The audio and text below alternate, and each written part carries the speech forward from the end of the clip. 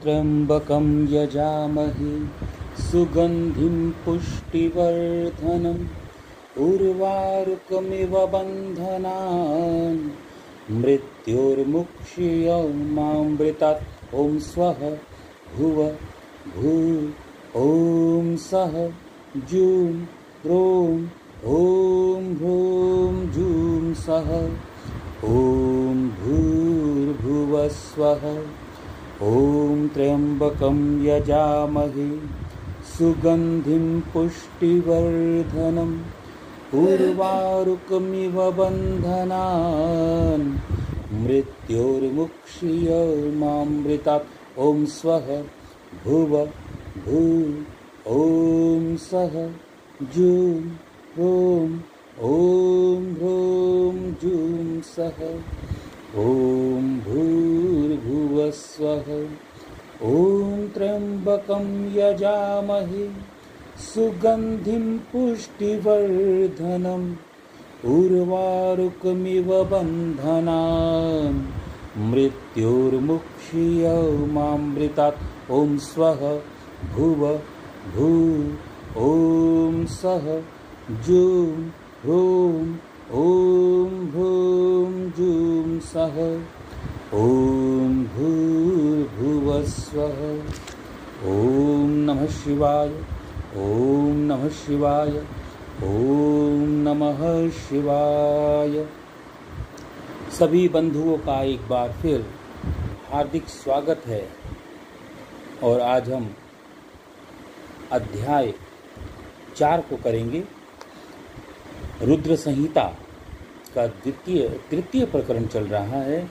मेना को प्रत्यक्ष दर्शन देकर शिवा देवी का उन्हें अभीष्ट वरदान से संतुष्ट करना तथा मेना से मैना का जन्म।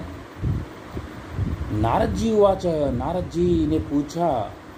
नारद जी बोलते हैं, नारद जी कहते हैं अपने पिताजी को, पिताजी जब देवी दुर्गा अंतर्ध्यान हो गई और देवगण अपने अपने धाम को चले गए, उसके बाद क्या हुआ?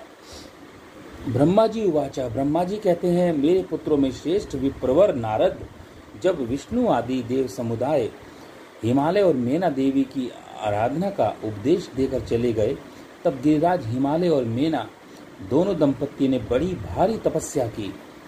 वे दिन रात शंभु और शिवा का चिंतन करते हुए भक्ति युक्त चित्त से नित्य उनकी सम्यक रीति से आराधना करने लगे। हिमवान की पत्नी मेना बड़ी प्रसन्नता से शिव सहित शिवा देवी की पूजा करने लगी। वे उन्हीं के संतोष के लिए सदा ब्राह्मणों को दान देती रहती थी। मन में संतान की कामना रखते हुए मेना चैत्र मास के आरंभ से लेकर 27 वर्षों तक प्रतिदिन तत्परता पूर्वक शिवा देवी की पूजा और आराधना में लगी रही। वे अष्टमी को उपवास करके नवमी को लड्डू, बलि सामग्री, पीठी, खीर और गंध पुष्प आदि देवी को भेंट करती थी। गंगा के किनारे औषधि प्रस्थ में उमा की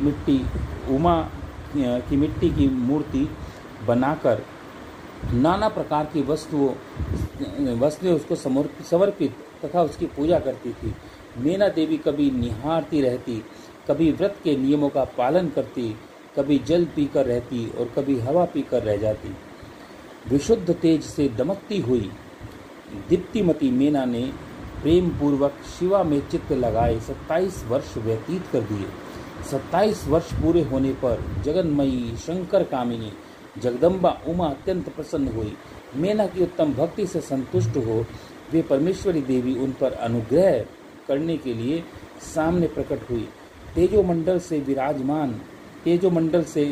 के बीच में विराजमान तथा दिव्य अवयवों से संयुक्त उमा देवी प्रत्यक्ष दर्शन देकर मेना से हंसती हुई बोली। देवी ने कहा, गिरिराज हिमालय की रानी महासाध्वी मेना, मैं तुम्हारे तपस्या से बहुत प्रसन्न हूँ। तुम्हारे मन में जो अभिलाषा है उससे कहो। मेना, तुमने तपस्या, व्रत और समाधि के द्वारा जिस जिस वस्तुओं के लिए प्रार्थना की है वह सब तुम्हें मैं दूंगी। तब मेना ने प्रत्यक्ष प्रकट हुई कालिका देवी को प्रणाम किया और इस प्रकार कहा। वह कहने लगी, मेना बोली, देवी इस समय मुझे आपके रूप का प्रत्यक्ष दर्शन हुआ है, अतः मैं आपकी स्तुति करना चाहती हूँ। कालिके, इसके लिए आप प्रसन्न हो। ब्रह्मा जी उवाच, ब्रह्मा जी कहते हैं, नारद, मेना के ऐसा कहने पर सर्वमोहिनी कालिका देवी ने मन में अत्यंत प्रसन्न हो अपनी दोनों बाहों से खींचकर मेना को हृदय से लगा लिया। इससे उन्हें तत्काल महाज्ञान की प्राप्ति हो गई। फिर तो मेना देवी प्रिय वचनों द्वारा भक्ति भाव से अपने सामने खड़ी हुई कालिका देवी की स्तुति करने लगी। मेना बोली, जो महामाया जगत को धारण करने वाली चंडिका, लोक धारणी तथा मनोवांछित पदार्थों को देने वाली हैं, उन महादेवी को मैं प्रणाम करती हूँ। जो नित्य आनंद प्रदान करने वाली माया, योग निद्रा, जग जननी और सुंदर कमलों की माला से अलंकृत है, उन नित्य सिद्धा उमा देवी को मैं नमस्कार करती हूँ। जो सबकी माता मही, नित्य आनंदमयी, भक्तों के शोक का नाश करने वाली तथा कल्प पर्यंत नारियों एवं प्राणियों की बुद्धि रूपिणी है, उन्हीं देवी को मैं प्रणाम करती हूँ। आप यतियों के अज्ञानमय बंधन के नाश की हेतुभूता ब्रह्म विद्या हैं। फिर मुझ जैसी नारियां आपके प्रभाव का क्या वर्णन कर सकती हैं। अथर्ववेद की जो हिंसा, मारण आदि का प्रयोग है, वह आप ही हैं। देवी, आप मेरे अभिष्ट फल को सदा प्रदान कीजिए। भावहीन, आकार रहित तथा अदृश्य, नित्य अनित्य तन मात्राओं से आप ही पंच महाभूत के समुदाय को संयुक्त करती हैं। आप ही उनकी शाश्वत शक्ति हैं। आपका स्वरूप नित्य है। आप समय समय पर योग युक्त एवं समर्थ नारी के रूप में प्रकट होती हैं। आप ही जगत की योनि और आधार शक्ति हैं। आप ही प्राकृतिक तत्वों से परे नित्या प्रकृति कही गई हैं, जिसके द्वारा ब्रह्म के स्वरूप को वश में किया जाता है, वह नित्या आप विद्या आप ही हैं। माता, आज आप मुझ पर प्रसन्न होइए। आप ही अग्नि के भीतर व्याप्त उस उग्र दाहिका शक्ति हैं। आप ही सूर्य किरणों में स्थित प्रकाशिका हैं। चंद्रमा में आदि का शक्ति आप ही हैं। आप ही चंडी देवी का मैं स्तवन और वंदन करती हूँ। आप स्त्रियों को बहुत प्रिय हैं। ऊर्ध्वरेता ब्रह्मचारियों की देहभूता नित्या ब्रह्म शक्ति आप ही हैं। संपूर्ण जगत की वांछा तथा श्री हरि की माया भी आप ही हैं। जो देवी इच्छानुसार रूप धारण करके सृष्टि पालन और संहारमयी हो उन कार्यों का संपादन करती हैं तथा ब्रह्मा, विष्णु एवं रुद्र के शरीर की भी हेतुभूता हैं, वे आप ही हैं। देवी, आप आज मुझ पर प्रसन्न होइए। मैं आपको मेरा आपको नमस्कार है। ब्रह्मा जी कहते हैं, नारद, मेना के इस प्रकार स्तुति करने पर दुर्गा कालिका ने पुनः उन मेना देवी से कहा, तुम अपना मनोवांछित वर मांग लो। हिमाचल प्रिय, तुम मुझे प्राणों के समान प्यारी हो। तुम्हारी जो इच्छा है वह मांगो, मैं उसे निश्चय ही दे दूंगी। तुम्हारे लिए मुझे कुछ भी अधेय नहीं है। महेश्वरी उमा का यह अमृत के समान मधुर वचन सुनकर हिमगिरी कामनी मेना बहुत संतुष्ट हुई और इस प्रकार बोली, शिवे, आपकी जय हो, बारंबार जय हो। उत्कृष्ट ज्ञान पाने वाली महेश्वरी जगदम्बिके, यदि मैं वर पाने के योग्य हूँ तो फिर आपसे श्रेष्ठ वर मांगती हूँ। जगदम्बे, पहले तो मुझे 100 पुत्र हों, उन सब की बड़ी आयु हो, वे बल पराक्रम से युक्त तथा रिद्धि सिद्धि से संपन्न हो। उन पुत्रों के पश्चात मेरी एक पुत्री हो जो स्वरूप और गुणों से सुशोभित होने वाली हो। वह दोनों कुलों का आनंद देने वाली तथा तीनों लोकों में पूजित हों। जगदम्बिके, शिवे, आप ही देवताओं का कार्य सिद्ध करती हैं।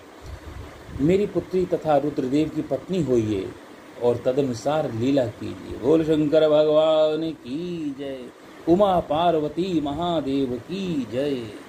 ब्रह्मा जी कहते हैं, नारद, मेनका की बात सुनकर प्रसन्न हृदया देवी उमा ने उनका मनोरथ पूर्ण करने के लिए मुस्कुराकर कहा। देवी बोली, तुम्हें 100 बलवान पुत्र प्राप्त होंगे, उनमें भी एक सबसे अधिक बलवान और प्रधान होगा जो सबसे पहले उत्पन्न होगा। तुम्हारी भक्ति से संतुष्ट हो मैं स्वयं तुम्हारे यहाँ पुत्री के रूप में अवतीर्ण होंगी और समस्त देवताओं से सेवित हो उनका कार्य सिद्ध करूंगी। ऐसा कहकर जगदात्री परमेश्वरी कालिका शिवा मेनका के देखते ही देखते वहां से अदृश्य हो गई।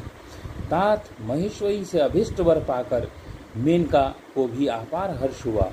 उनका तपस्या जनित सारा क्लेश नष्ट हो गया। मुने फिर कालक्रम से मेना के गर्भ रहा और वह प्रतिदिन बढ़ने लगा। समयानुसार उसने एक उत्तम पुत्र को जन्म दिया जिसका नाम मैनाक था। उसने समुद्र के साथ उत्तम मैत्री बांधी। वह अद्भुत पर्वत नागवधुओं के उपभोग का स्थल बना हुआ है। उसके समस्त अंग श्रेष्ठ हैं। हिमालय के 100 पुत्रों में वह सबसे श्रेष्ठ है और महान बल पराक्रम से संपन्न है। अपने से या अपने बाद प्रकट हुए समस्त पर्वतों में एकमात्र मैनाक ही पर्वतराज के पद पर प्रतिष्ठित है। इति श्री रेवाखंडे रुद्र संहिता तृतीय प्रकरण नाम पंचमोऽध्याय संपूर्णम्। ओम नमः शिवाय नमः शिवाय नमः शिवाय। ओम कर्पूर गौरम करुणावतारम संसार सारम भुजगेन्द्रहारम सदा वसन्तं हृदयारविन्दे भवं भवानी सहितं नमामि। कर्पूरगौरं करुणावतारं संसारसारं भुजगेन्द्रहारं सदा वसन्तं हृदयारविन्दे भवं भवानी सहितं नमामि।